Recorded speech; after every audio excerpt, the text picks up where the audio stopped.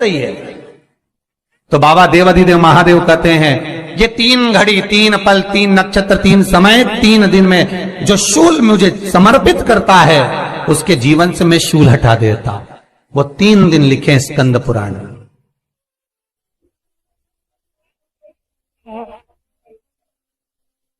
महाराज बैसाख महीने में जो प्रदोष आती है, बैसाख के महीने में बहुत ध्यान से सुनना भाई, जो अपनी जिंदगी से बहुत तंग आ गए हो, परेशान हो गए हो, कष्टमय जीवन जी रहे हो, बहुत दुखी हो गए हो, उनके लिए ये स्कंद पुराण का चरित्र फिर मिले ना मिले आप प्रेम से सुन लो। आओ पहला बैसाख महीने की प्रदोष, चाहे वो शनिचरी प्रदोष हो, चाहे रविवार की हो, सोमवार की हो, मंगल की हो, बुधवार की हो, गुरुवार की हो, शुक्रवार की हो, शनिवार की हो, कोई भी वार की हो, पर बैसाख महीने की प्रदोष, प्रदोष काल में शाम का समय सूर्य डूब रहा हो, बस डूबा ही हो, और उस समय पर सूर्य के डूबन के तुरंत बाद बाबा को धतूरे के साथ में बेलपत्री ना चढ़ाते हुए बेलपत्री के वृक्ष के 7 कांटे बाबा के शिवलिंग पर समर्पित करे जाते हैं महाराज, अपनी जिंदगी में अड़चनों को हटाने के लिए।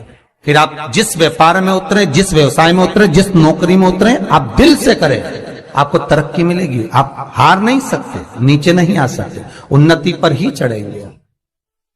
एक वैशाख मास की प्रदोष, दूसरा शिवरात्रि के दिन मध्याह्न का समय।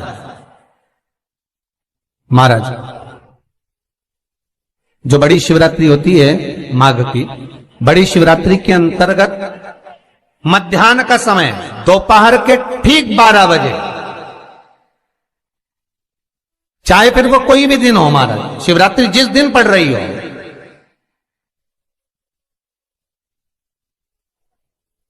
उस दिन भी धतूरे के साथ बाबा को 7 कांटे बेलपत्री के वृक्ष के समर्पित होते हैं महाराज। इसमें आप ये वाले जो कांटे हैं जो शिवरात्रि के दोपहर 12 बजे वाले हैं, अगर कोई मदिरा पीने वाला हो, व्यसन में डूबने वाला हो, कोई जुआ खेलने वाला हो, कोई गलत वैश्यावृत्ति करने वाला या अपने मार्ग से विचलित कोई व्यक्ति है, उसके लिए भी ये कांटे बहुत काम आते हैं महाराज। दूसरा, पार्वती तेरे द्वारा तेरे नयन अश्रु से जो प्रगटा हुआ बेल का वृक्ष है, द्वितीय शूल मैं वहां धारण करता, तृतीय शूल, तीसरा शूल जो वर्णन करा गया महाराज। भगवान श्रावण के महीने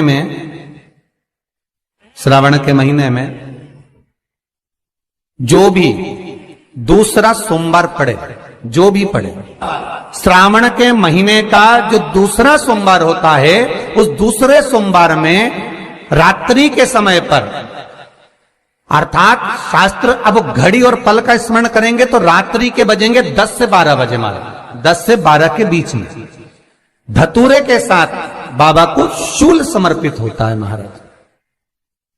ये भी हमारी बाधाओं को, हमारी तकलीफों को, व्यापार व्यवसाय के लिए, नौकरी सर्विस के लिए, बहुत सारे एग्जाम में आप बैठ लिए, गवर्नमेंट एग्जाम के लिए बैठ लिए, नहीं हो रहा, ये 3 बार मेरे शंकर को बेलपत्री के वृक्ष के शूल समर्पित होते हैं, उसका आनंद पाना और उससे अपने को सुख प्राप्त करना।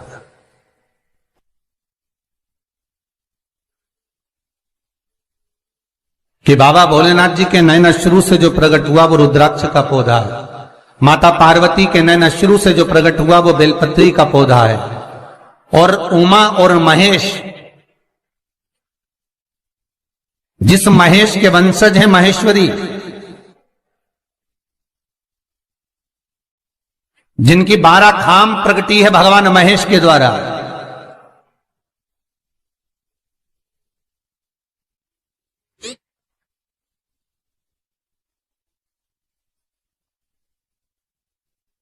वो महेश और उमा उमा और महेश का जो चरित्र है कि उमा और महेश का जब प्रागट्य हुआ, उमा और महेश जब दोनों आनंद में विभोर होकर जब चलते हैं और दोनों के बैठने से तप मुद्रा से जो पौधा उत्पन्न होता है वो शमी का पौधा है।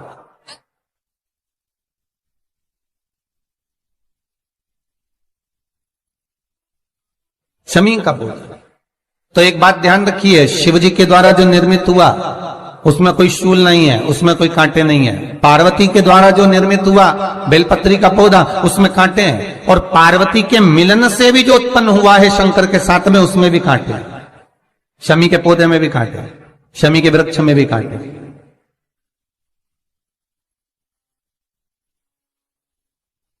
तो पार्वती जी स्कंद पुराण में प्रश्न कर रही हैं भोलेनाथ जी से कि प्रभु मुझे ये बताओ कि आपके द्वारा जो निर्मित हुआ उसमें शूलता नहीं है,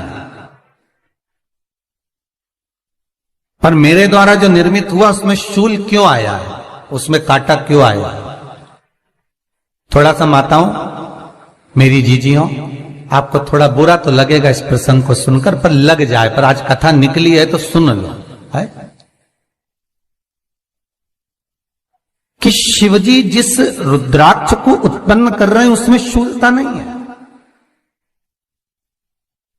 पर पार्वती जी जो संग में मिली हैं उसमें भी शूलता है, और पार्वती के द्वारा जो प्रकट हुआ बेलपत्र उसमें भी शूलता है।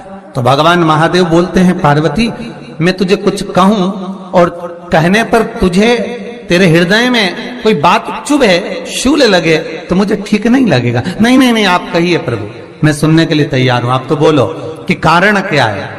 भगवान कहते हैं, पार्वती बस अंतर इतना है, नारी का जो स्वभाव होता है, स्त्री का जो स्वभाव होता है, उसके हृदय में छोटी छोटी बात के शूल बहुत होते हैं।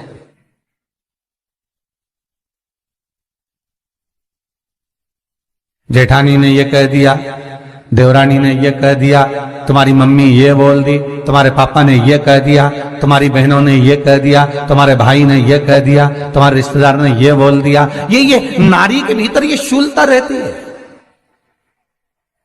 तो पार्वती जी बोली कि जितना तप आपने करा उतना तप मैंने करा, और जितनी साधना आपने करी उतनी साधना मैंने करी, और जितना आराधना दिल से आपने करी उतनी आराधना दिल से मैंने करी, फिर इसमें शूलता कहां से आ गई? भगवान शिव बोले, बस पार्वती बात इतनी सी है कि जब मैं आराधना करने बैठता हूं तो मेरी दृष्टि में सम्मुख में कुछ नहीं होता। जब मैं आराधना करने बैठता हूं तो मेरी दृष्टि में, मेरे सम्मुख में कुछ नहीं होता कि कौन ने क्या करा है, कौन ने क्या बोला है, कौन क्या कर रहा है, उससे मुझे मतलब नहीं होता, उससे मुझे कोई मतलब नहीं। पर पार्वती जब तू आराधना करने भी बैठती है ना, तो तेरी चित्त वृत्ति में कहीं ना कहीं किसी ना किसी रूप में कोई शूल आ ही जाता है।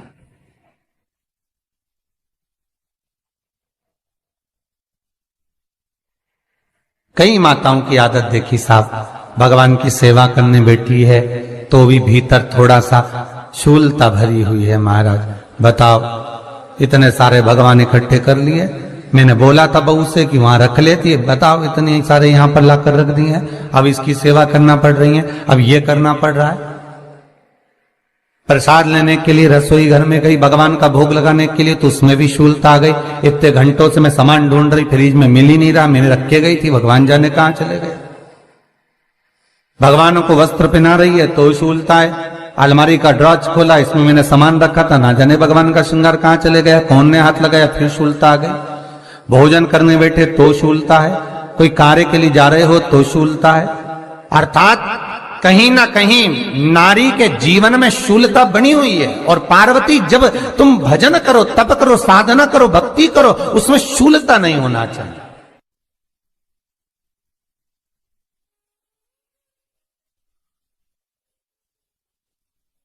पार्वती जी ने कहा, भोलेनाथ तो क्या आप मुझे स्वीकार नहीं करेंगे बेलपत्री के रूप में? क्या मुझे स्वीकार नहीं करेंगे शमी पत्र के रूप में? पद्म पुराण, स्कंद पुराण, लिंग पुराण, नर्मदा पुराण और शिव महापुराण, ये सारी पुराणे वर्णन करती है। पार्वती जी का खंड आनंद वर्षित कर रहा है, वर्णन कर रहा है। पार्वती खंड वर्णन कर रहा है, सती खंड वर्णन कर रहा है, उमा संहिता वर्णन कर रही है। क्या आप मेरा ये बेलपत्र का स्वरूप आप धारण नहीं करेंगे? इसमें शूलता इसलिए भगवान कहते हैं नहीं नहीं, धारण तो करूंगा पर शूल धारण नहीं करूंगा।